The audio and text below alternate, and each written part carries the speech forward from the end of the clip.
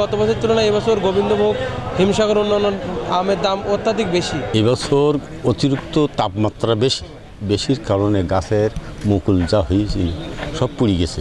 এবছর ফলন কম হওয়াতে একটু দামটা একটু বেশি যাচ্ছে। বাসায় আম কেনার জন্য আসছিলাম দেশের বাসায় আম পাঠাবো বলে, কিন্তু এবছর এসে দেখি গত বছরের তুলনায় এবছর গোবিন্দভোগ হিমসাগর অন্যান্য আমের দাম অত্যাধিক বেশি। গত বছর আমরা গোবিন্দভোগ কিনছিলাম 1700-1800 টাকায়, কিন্তু এবছর দেখি গোবিন্দভোগের দাম আরও বৃদ্ধি পাইছে 2600-2700 টাকা প্রতি মনে, 1000 টাকার মতো বৃদ্ধি পাইছে।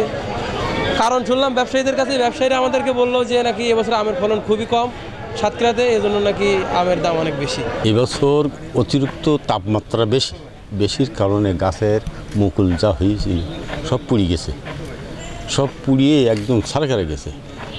এই আবহাওয়ার কারণে আমাদের এবছর ভালোভাবে আম মুকুল সেভাবে আমরা তৈরি করতে পারিনি, আর হয়নি। যা কিছু হয়েছে, যা আল্লাহ যা দিয়েছে খুব ভালোই দিয়েছে। এখন যদি এইভাবে কোনো ঝড়ঝাঁটি না হয়, কোনো আপাত বিপদ না হয়, আল্লাহর রহমতে এইগুলো আমরা লাভবান হতে পারবো। আমরা 2200-2300 টাকা মূল বিক্রি করেছি, তাতে যদি এইভাবে থাকি যায় বাজার, আমরা আশা করি তাতে আমরা লাভবান হতে পারবো। সাতক্ষীরায় এবার আমের দাম তুলনামূলকভাবে বেশি হবে, কারণ এবার গত বছরের তুলনায় ফল কম, এই জন্যই আমের দাম একটু বেশি হবে। আমরা এখানকার আড়তদার বিক্রেতা, এখানে আজকে ভালো আম, সব থেকে ভালো আমটা বিক্রি হয়েছে 2500-2600, আর তারপরে নিচে বিক্রি হয়েছে 2200-2000।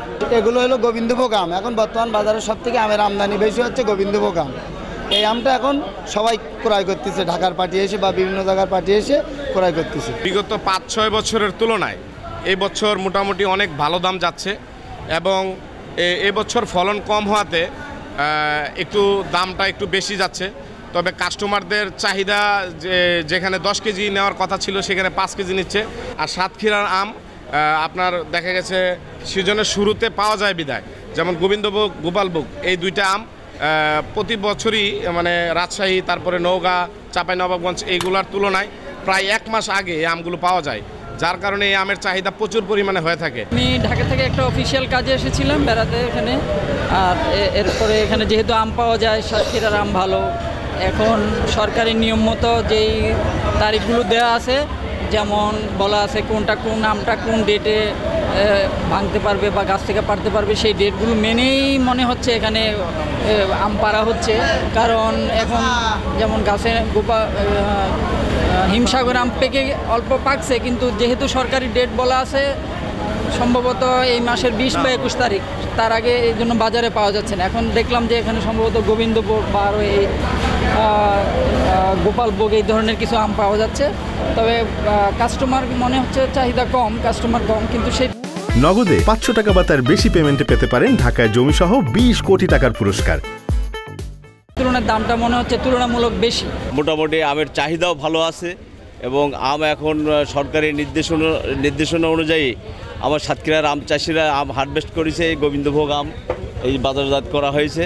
মোটামুটি সুস্বাদু, খুব সুমিষ্ট এবং খুব সুন্দর আম, এবং দেশবাসী, সাতক্ষীরাবাসীর এই মানে আমাদের সাতক্ষীরার এই যে আপনার গোবিন্দভোগ আম, এই আমটাকে আপনার মোটামুটি আমাদের 11 তারিখ থেকে হারভেস্টের আমরা অনুমতি পাইছি। অনুমতি পাওয়ার পর থেকে আমরা আম বাজারজাত করতেছি, এবং দেশ বিদেশের থেকে মানে বাইরের থেকে পাইকাররা আসছে, এসে আমাদের এখানে গোবিন্দভোগ আম ক্রয় করতেছে।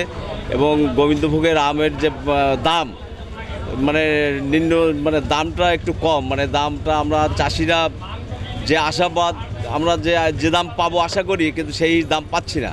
এক প্রাকৃতিক দুর্যোগের কারণে আম একটু কম হয়েছে, কিন্তু তারপরেও আমটা যা ছিল মোটামুটি চাষিরা পয়সা পাইতো। কিন্তু আমাদের ভিতরে কিছু অসাধু ব্যবসায়ী আছে, যেমন দেবাডা, কালীগঞ্জের মোতলা, গাজীরহাট, কুশলে, বেলিডাঙ্গা এই সাইটের কিছু ব্যবসায়ীরা এই অগ্রিম কিছু আম ভেঙে ঢাকায় দেয়। অপরিপক্ত আমগুলা এই প্রথমে পাকায়, তাতে আটু হয় নাই, এই আমগুলা খেয়ে মানুষ তৃপ্ত হয়ে গেছে। এখন আমাদের এই সাতক্ষীরা আম একটা সুনামধন্য আম, কিন্তু এই সুনামটা নষ্ট করছে আজকে ওই মোতলা, কালীগঞ্জ, গাজীরহাট এই অসাধু ব্যবসায়ীরা। সাতক্ষীরা জেলায় এবার আমের আবাদ হয়েছে 4118 হেক্টর জমিতে, লক্ষ্যমাত্রা ধরা হয়েছে 50,000 মেট্রিক টন। 50 থেকে 100 টাকা কেজির মধ্যে বিক্রি হলে 250 থেকে 300 কোটি টাকার আম এই সাতক্ষীরা থেকে বিক্রি হবে। এই ব্যবসার সাথে আম ভাঙা পরিচর্যা বিভিন্ন বিষয়ের সাথে প্রায় 30 থেকে 50,000 লোক জড়িয়ে পড়েছেন।